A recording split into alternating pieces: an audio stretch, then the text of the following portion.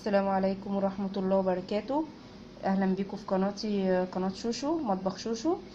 النهاردة هنعمل مع بعض جاتو الشوكولاتة، وان شاء الله يعجبكم. سهل وبسيط جدا.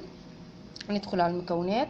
عندي 3 بيضات وفانيليا وبيكنج باودر وكوباية لبن، كوباية سكر، وكوباية الا ربع زيت، ومن كوباية لكوباية وربع دقيق، وحطيت عليهم ذرة ملح وذرة برضو صغيرة بيكنج صودا، وكوباية الا ربع كاكاو خام. ودي الصينية انا بطنتها، اللي هسوي فيها الكيكة. كل المقادير هي سهلة وبسيطة خالص، هتتضرب في الخلاط، كلها في الخلاط، ما فيهاش اي صعوبة، ما فيهاش اي حاجة، وان شاء الله تعجبكم. ورجعنا لكم تاني، وهنضرب المكونات في الخلاط. هنحط الاول السكر، وبعدين هنحط اللبن،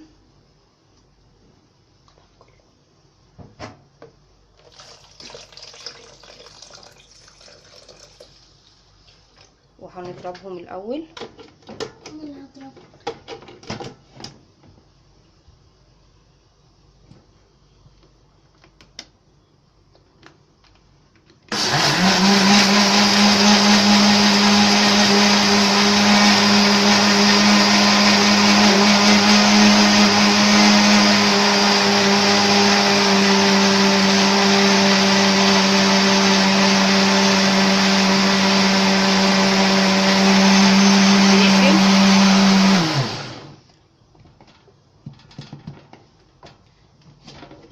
وبعدين هنحط الكاكاو،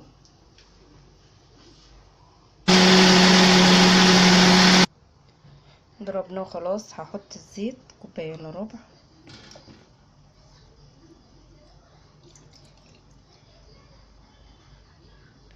وهضربهم برضو. حطيت الزيت وبضربهم. هوريكم بقى الخليط. وده يا جماعة صوص الشوكولاتة، ده الخليط. هفضي منه كوباية كوباية الا ربع، واشيلها في التلاجة. هنزوق بيها الكيكة بعد كده. تاني للخلاط، وهضيف عليه 3 بيضات اهمت،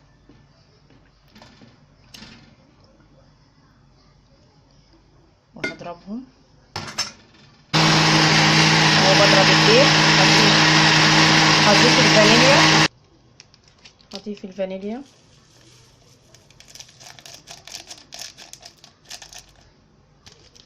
وهضرب تاني. وده الدقيق يا جماعة، هنزل عليه صوص الشوكولاتة كده، وهقلب.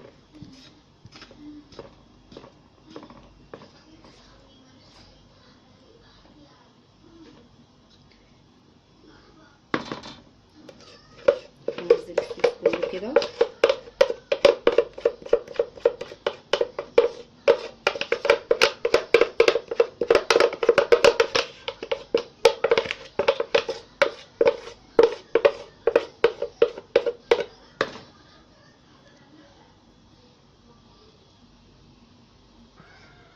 انا كده قلبت الخليط، وهحط البيكنج باودر،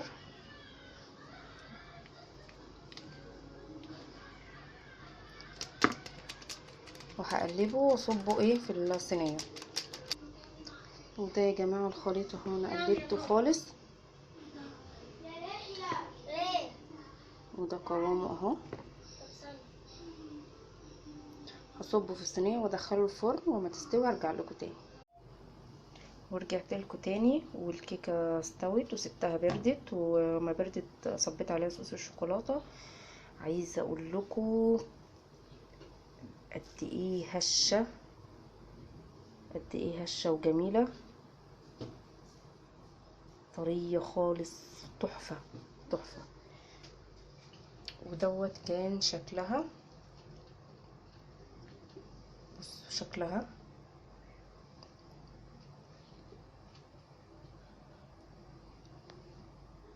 ده كان شكلها. لو عجبكم الفيديو، دوسوا لايك وشير، واعملوا اشتراك، وفعلوا الجرس. عشان يوصل لكم كل اشعاراتي وكل فيديوهاتي. السلام عليكم.